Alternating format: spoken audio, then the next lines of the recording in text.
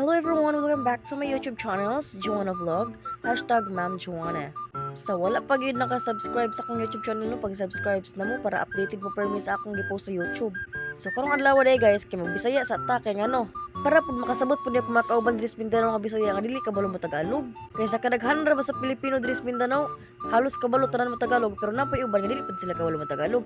Una gituyo ko ni guys, kay magbinisaya ko.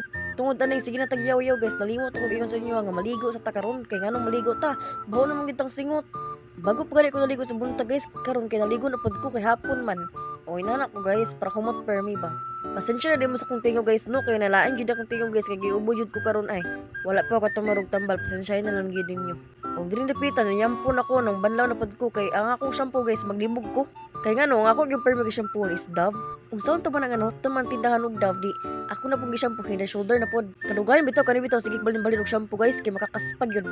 Katul-katul sa ulo, makaulit kay lagi.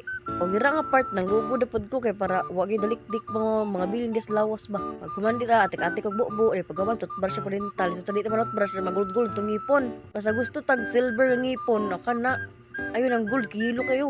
Betaw joke ra ni pasiyor ni akong tanan guys, hayo pag tinuod diha guys.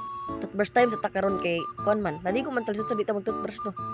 Lawas ri humot timo pero yung ngipon nasta iluha. Pag toothbrush magid ka kaya dito mo hilo yung ngipon.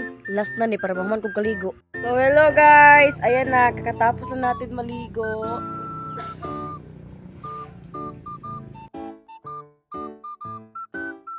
Diring dapita guys, bakay murag siya na sa feeling bitaw okay humot na kay ka ba? Dili na pag yun igang. Pag diring dapita guys, bakay siya na sa feeling bagka bitaw human kag kaligo na. Kay dili na ka makabating igang bitaw sa imong kalawasan.